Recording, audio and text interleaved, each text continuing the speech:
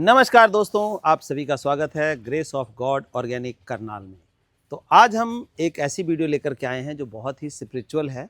रुद्राक्ष यानी रुद्रकाक्ष। रुद्र किसको कहते हैं? भगवान शिव को रुद्र भी बोलते हैं। तो रुद्रकाक्ष मतलब उनका अंश है, भगवान शिव का अंश है रुद्राक्ष। तो रुद्राक्ष एक बहुत ही स्पिरिचुअल माना जाता है और बड़ा ही पूजनीय फल है एक। तो फल क्या? उसकी गुठली है कहने का मतलब, जिसको हम धारण करते हैं और कहते हैं कि ये शिव का प्रतीक है। कहते हैं शिव जी के जब माता सती का अंत हुआ था और शिव जी के जब आंसू गिरे थे धरती पर जहाँ जहाँ, वहाँ पर जो है ये फल पैदा हुआ जिसको बोलते हैं रुद्राक्ष। अब रुद्राक्ष में बहुत सारी भ्रांतियाँ हैं। कोई कहता है एक मुखी, कोई कहता है दो मुखी, कोई कहता है तीन मुखी, कोई कहता है पंचमुखी। तो पंचमुखी रुद्राक्ष को माना जाता है और एक मुखी को रेयर माना जाता है। तो इसमें मैं बता दूं कि ये कोई पांच मुखी रुद्राक्ष नहीं है, ये एक मुखी रुद्राक्ष है। लेकिन जो लोग कहते हैं गोल रुद्राक्ष होता है एक मुखी, वो एक मुखी रुद्राक्ष उसमें रेयर होता है। जो पंचमुखी का पेड़ है उसी के अंदर तीन मुखी भी, दो मुखी भी और एक मुखी भी, पांच मुखी भी पाया जाता है। वो गोल होता है। लेकिन ये क्या है? जैसे हमारी बंदूक की गोली समझिए, देखिए इस तरह से। तो इस तरह का जो है कोन टाइप में होता है, गोली की तरह रुद्राक्ष लगता है। अब ये हम कहें कि रुद्राक्ष, तो ये रुद्राक्ष नहीं, इसके फूल हैं। और दोनों पौधों में डिफरेंस की बात करें तो जो रुद्राक्ष गोल वाला है वो काफ़ी बड़ा होकर फल देता है, लंबा टाइम लेता है थोड़ा सा। लेकिन ये क्या है? एयर लेयरिंग से बना हुआ पौधा है। और आप ये देख सकते हैं कि छोटे से पौधे के अंदर जो है रुद्राक्ष के ये फूल आते हुए आपको दिखाई दे जाएंगे। फूल आ रहा है और अब जल्दी ही फल बनेगा, क्योंकि जैसे आप देखते हैं आम में, नींबू में, संतरा में, किन्नू में, मौसम्बी में, अमरूद में, इन सभी में इस टाइम जो है फ्लावरिंग का टाइम है। तो इसका भी जो फ्लावरिंग का टाइम चालू हो गया और फल बनेगा। और ये जुलाई में जा कर के मैच्योर होता है, जुलाई अगस्त में। जब हमारा शिवरात्रि जुलाई वाली आती है उस टाइम जो है ये मैच्योर हो जाता है। तो इसको ईजिली जो है आप 10 इंची 12 इंची गमले में लगा सकते हैं। लेकिन इसकी जो कुछ लिमिटेशंस हैं, मिट्टी की, खाद की, पानी की, वो हम आज समझेंगे और लगाने का पूरा तरीका देखेंगे, ताकि ये स्पिरिचुअल पौधा जो है आपके घर में आपको रुद्राक्ष देख सके, वो भी एक मुखी। तो इसको लगाने का और रखने का जो है, थोड़ा सा घर में रखेंगे तो साफ़ सुथरी जगह हो, वहाँ पे नहीं हो जहाँ पे कोई नाली हो या कुछ ऐसा हो जहाँ पे धोने का हो या कपड़े सुखाने का हो, ऐसी जगह नहीं होनी चाहिए। तो वो सारी डिस्कशन आज के इस वीडियो में मैं क्लियर बताने वाला हूँ। तो सबसे पहले लेते हैं, देखिए पौधा, इस तरह का पौधा जो है हमारे पास अवेलेबल है, आप ले सकते हैं या आसपास पहचान कर लें, आसपास की नर्सरी से मिले तो वहाँ से लेकर के भी आप लगा सकते हैं। यहाँ कोई बाउंडेशन नहीं है कि मेरे पास ही मिलता है। नर्सरी तो सारे संसार में है, हमारे सारे देश में है, सारे शहर में है, तो वहाँ से भी ले सकते हैं। और नहीं यहाँ से मंगाएंगे तो देखिए इस तरह का पौधा आपको मिल जाएगा। व्हाट्सएप नंबर आपको दिया गया है 9996928517। तो इस पर व्हाट्सएप करके रुद्राक्ष या एक मुखी रुद्राक्ष लिखेंगे तो आपको कंप्लीट इन्फॉर्मेशन मिल जाएगी। अब आगे की बात क्या है कि रुद्राक्ष, जैसे मैंने बताया कि बहुत सारे लोग कहते हैं ये तो पहाड़ों में होता है। बिल्कुल ठीक है, पहाड़ों में होता है, कोई इसमें डाउट नहीं। लेकिन हमारे इस मैदानी क्षेत्र में भी बहुत अच्छा, मैं पिछले 5-7 साल से देख रहा हूँ कि अच्छा फल जाता है, बढ़िया। देखिए छोटी सी थैली में इतना फल आ जाता है।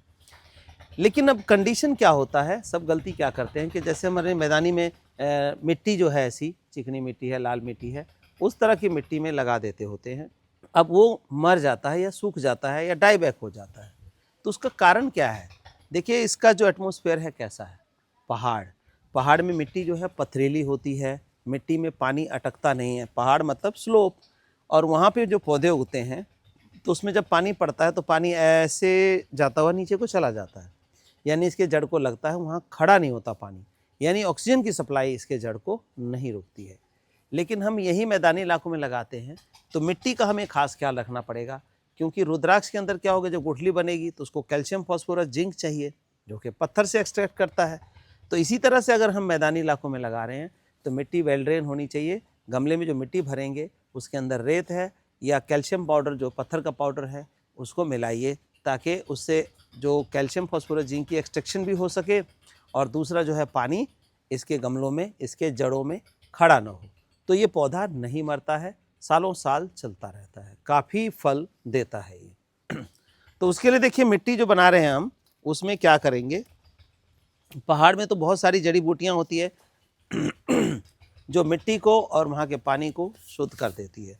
लेकिन हमारे यहाँ पर क्या है कि कहीं ना कहीं फंगस है, कुछ है, तो वो मिट्टी में तंग करता है। तो उसके लिए हम कुछ ट्रीटमेंट करेंगे जो कि आपको मैं बताने वाला हूँ, और आप देखिए गौर से, ताकि ये पौधा जो है आपका भी नहीं मरे, ना डाई बैक लगे।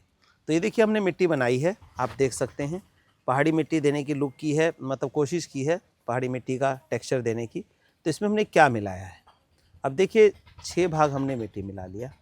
एक भाग जो है गोबर की खाद या पत्ते की खाद हो तो बेस्ट हो, क्योंकि जो पहाड़ों में पौधों को खाद मिलता है, बहुत सारे पेड़ होते हैं, वहाँ पे पत्ते गिरते हैं और उन पत्तों को बरसात जो है डिकम्पोज कर देती है, सड़ा देती है, तो वो पौधों के जड़ों में खाद के रूप में लगता है। तो ये नेचुरल खाद मिलता है, तो उसको कोई दिक्कत नहीं होती। अब ये पौधा लगाएंगे तो ऐसे यूरिया, डीएपी और क्या नाम फॉस्फेट और बोले एनपीके, ये सब चीज़ें यहाँ पर नहीं डालनी है इन पौधों में। अक्सर लोग यही गलती कर देते हैं। दूसरी गलती क्या होती है जाने अनजाने में, कि आप जो खाद डाल रहे होते हैं वो खाद कैसी है वो नहीं पता होता है। कहते हैं वर्मी कंपोस्ट है, लेकिन खासकर महानगरों में जो ये कूड़ा करकट इकट्ठा होता है नगर निगम का, उसका जो खाद है वो भी कई बार आ जाता है। कई बार जो है नर्सरियों में खाद मिलती है, वो सीवरेज ट्रीटमेंट प्लांट का जो स्लज होता है वो भी आ जाता है। तो ऐसे पौधों को ऐसा खाद देना मतलब इसके खिलाफ है। खिलाफ कहने का मतलब स्पिरिचुअल पौधा है, तो इसमें कोई इस तरह का जो खाद नहीं पड़ना चाहिए। तो पत्तों की खाद डालिए या गाय के गोबर का खाद हो तो वो डाल सकते हैं, बेस्ट रहता है इसके लिए। तो वो हमने खाद डाला, और आधा तसला जो है हमने कैल्शियम पाउडर, जो ये सफ़ेद सफ़ेद टेक्सचर आपको दिखाई दे रहा है, ये सारा जो है कैल्शियम पाउडर है। तो आधा तसला कैल्शियम पाउडर मिला लिया। और ये जो पीला पीला दिखाई दे रहा है आपको, ये है राइस हस्क, चावल का छिलका। इसको हमने पानी को निकलना और हवा को जाने के लिए रास्ता दे दिया। तो इस तरह की जो मिट्टी है इसमें पौधा आपका मरेगा नहीं। खाद की मात्रा किसी भी पौधे में जब आप लगाते हैं तो उसमें 10 से 15% होना चाहिए, ना कि 40 से 50%। लेकिन अक्सर लोग यही गलती कर देते हैं कि 40 से 50% खाद डाल देते हैं, यानी कहते हैं आधी मिट्टी आधी खाद डाली। दूसरी एक बात और ध्यान दीजिए, कई बार कोकोपिट मिलाते हैं मिट्टी हल्की करने के लिए। कोकोपिट बिल्कुल भी नहीं चल पाएगा। जैसे मैंने बताया, पौधा पहाड़ी है, पानी निथरेगा तभी पौधा चल पाएगा। तो इस तरह से हमने मिट्टी बना ली। इसमें नीम की खल जो है 6 तसले में 1/4 तसला, मतलब तसले का 1/4 हिस्सा नीम की खल मिला सकते हैं। अगर नीम की खल नहीं है तो ये देखिए, ये पूरी तरह से जैविक है, कोई केमिकल नहीं है। तो इसमें जो है संजीवनी है, ट्राइकोडर्मा बायोलॉजिकल फंगीसाइड, इसको थोड़ा सा हम मिला लेते हैं। कितना मिला लेते हैं, एक गमले के लिए 1 चम्मच बहुत है। तो 1 चम्मच जो है हम इसमें मिला देंगे, ताकि हमारा पौधा जो है फंगस वगैरह की वजह से ना मरे। अब बात आती है गमले की। गमला कौन सा लें? गमला आप 10 इंची या 8 इंची ले सकते हैं। 10 इंची का मिट्टी का गमला लिया है, ताकि गर्मी सर्दी बरसात जो है इस पौधे को सपोर्ट मिलता रहे। तो ये लिया हमने। अब इसमें हम डालेंगे एक टिपरी, होल होना ज़रूरी है, और इस टिपरी के ऊपर हम डालते हैं ये मिट्टी। ऐसे इस तरह से मिट्टी डाल के इसको देखेंगे कि पौधा ज़्यादा ऊपर तो नहीं आ रहा, थोड़ा ज़्यादा ऊपर आ रहा है तो थोड़ी मिट्टी हम निकाल लेंगे। अब देखेंगे तो अब सही है। अब हमें क्या करना है, इस थैली को काट लेना है, क्योंकि नहीं काटेंगे, ज़बरदस्ती करेंगे तो इसकी जो जड़ें हैं वो बाहर आ रही हैं, तो थोड़ी सी दिक्कत हो जाएगी।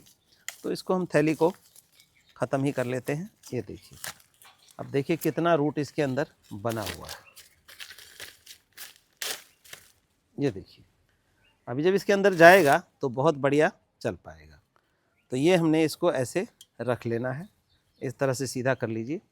और जो मिट्टी हमारी बनी हुई है, इस मिट्टी से चारों साइड से हम इसको जड़ को पूरी तरह से ढक देंगे। ये देखिए, और हल्के हल्के हाथों से इसको थोड़ा सा कंप्रेस भी कर देंगे। और सबसे गलती वाली बात क्या होती है कि गमले में लगाते हैं तो कई बार हमने देखा है कि गमला बड़ा ले लिया और आधा गमले मिट्टी है उसमें पौधा लगा दिया। तो ऐसा ना करें, पानी कम चाहिए। तो इस गमले को देखिए, हमने सिर्फ 1 से 1.5 इंची जो जगह है यही ऊपर खाली छोड़ी है, जिसमें हम पानी भरेंगे और पूरे गमले के लिए सफिशिएंट होगा। तो ये देखिए, ये हमने पानी डाला, जितना जगह छोड़ा था उतना ही पानी हम फिल करेंगे इसमें। ये पूरा हो गया, देखिए अब पूरा हो गया। और ये देखेंगे कि विदिन अ मिनट, 1 मिनट के अंदर पानी जो है मिट्टी एब्जॉर्ब कर लेगी। इसका मतलब क्या होता है कि मिट्टी जो है आपकी वेल ड्रेन है, यानी कि पानी को एब्जॉर्ब कर लेगी, नीचे जाने देगी और हवा को भी जाने देगी। तो ऐसे में प्लांट जो है आपका स्वस्थ मस्त रहता है। अब रोज़ पानी नहीं डालना है, जब मिट्टी प्रॉपर सूखे तभी पानी डालना है और फुल सनलाइट में रखिए, कोई दिक्कत नहीं है। कहीं छत पे, बालकनी में, लेकिन जगह साफ़ सुथरी होनी चाहिए, जहाँ पे कपड़े ना धोएं, कपड़े ना सुखाएं, ऐसी जगह पे आपने रखना है। तो इस तरह से आप एक मुखी रुद्राक्ष को अपने घर में लगा सकते हैं और इसकी स्पिरिचुअलिटी का फ़ायदा उठा सकते हैं। देखिए, बात करते करते विदिन अ मिनट पानी जो है वो सारा मिट्टी द्वारा एब्जॉर्ब कर लिया गया है। इट मीन्स मिट्टी is right for this plant. धन्यवाद दोस्तों, बने रहिए, इस तरह की नई नई जानकारी हमारे चैनल पर आपको मिलती रहेगी। और हमारी वेबसाइट है graceofgod.in के नाम से, वहाँ पे भी आप विज़िट कर सकते हैं, सारी इन्फॉर्मेशन वहाँ भी मिलती है। और कोई दिक्कत है तो व्हाट्सएप नंबर 9996928517 दिया गया है, जिस पे आप अपनी प्रॉब्लम लिखेंगे। बिना किसी फीस के, बिना किसी शुल्क के हम आपको सजेशंस देते हैं, आपके प्लांट्स के बारे में, आपके फ्लावर प्लांट्स के बारे में, वेजिटेबल्स के बारे में, फ्रूट्स के बारे में। धन्यवाद।